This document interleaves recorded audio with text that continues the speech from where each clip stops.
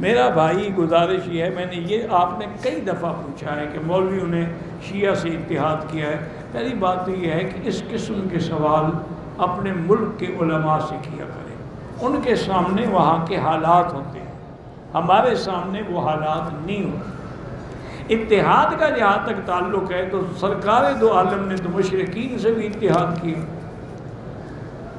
صلح حدیبیہ جو ہوئی ہے وہ مشرکین مکہ کے ساتھ نہیں تھی، اور اللہ نے اس صلح کو فتح مبین قرار دیا ہے کہ میرا مدنی یہ سب سے بڑی فتح ہے۔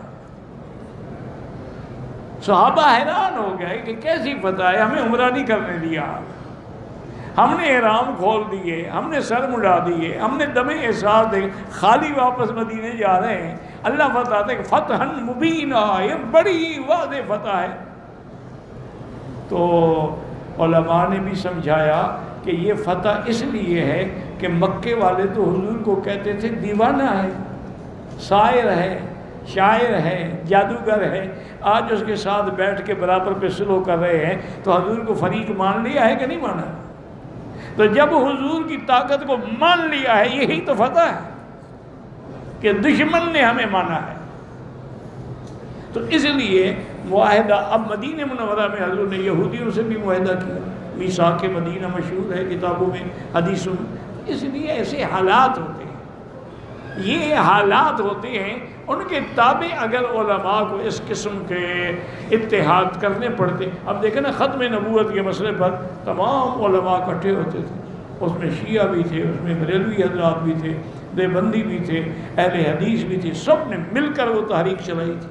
تو کوئی ایسی بات نہیں، تمہیں ایک موقع مل جائے اعتراض کرنے کا، بس تم نے اعتراض کرنا، اور اعتراض صرف مولوی پہ ہوتا ہے، غیر مولوی جو کچھ مرضی آئے کرے اس کی چھٹی ہے۔ داڑھی منڈا لو نا جی، گویا کہ گناہ کرنے کا لائسنس مل گیا۔ داڑھی والے وہ دیکھو یار، یہ داڑھی والے کو شرم نہیں آتی۔ حالانکہ یاد رکھیں کہ یہی داڑھی ہمیں ہزار گناہوں سے بچا لیتی ہے، یہ اسلام کی وردی ہے۔ جب افسر وردی میں ہو تو کچھ نہ کچھ شرم تو کرتا ہے، تو ہمیں بھی اسلام کے لباس میں شرم آتی ہے۔ اگر کوئی آدمی اس نے زیر ناف بال صاف نہیں کیے اور اس پہ موت آ گئی، تو اب غسل کے وقت زیر ناف بال صاف نہیں، کوئی ضروری نہیں، جو بھی ہے بس چھوڑ دیں، اللہ پہ چھوڑ دیں۔ اگر گھر والی کو راضی کرنے کے لیے کالا رنگ کالا نہ لگاؤ، کوئی اور رنگ لگا دو۔ گھر والی رنگ سے راضی نہیں ہوتی، وہ تیرے ڈھنگ سے راضی ہوگی۔ استغفار کا وظیفہ یہی ہے کہ ضرور شریف پڑھیں، اور اس کے بعد استغفر اللہ الذی لا الہ الا هو الحی القیوم واتوب الیہ، یہ سارا یاد نہ ہو تو استغفر اللہ استغفر اللہ استغفر اللہ۔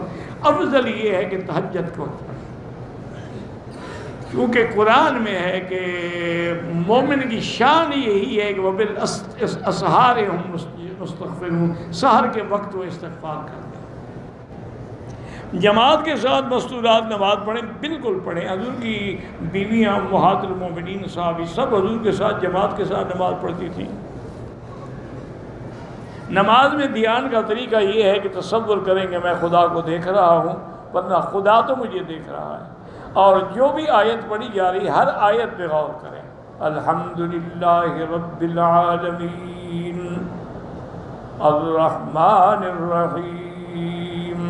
دیکھا نہیں کہ ائمہ حرمین جب نماز پڑھاتے ہیں تو جہاں کوئی آیت عذاب کی آتی ہے تو ان کی چیخیں نکل جاتی ہیں، کیوں؟ وہ سمجھ رہے ہیں، ہم تو میاں مٹھو ہیں نا۔ کہتے ہیں جی کہ نماز جنازہ کے بعد اگر دعا مانگی جائے میت کی مغفرت کے لیے تو بدعت کیا؟ بدعت اس لیے ہے کہ حضور نے نہیں مانگی، حضور مانگتے تو پھر سنت ہو جاتی، جب حضور نے نہیں مانگی تو بدعت ہے۔ اور پھر جنازہ کیا ہے؟ اس میں بد دعا کرتے ہیں، وہی دعا تو ہے۔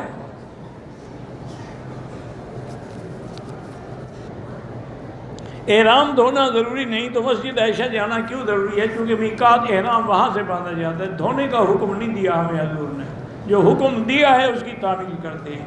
تم اپنی عقل نہ لڑایا کرو۔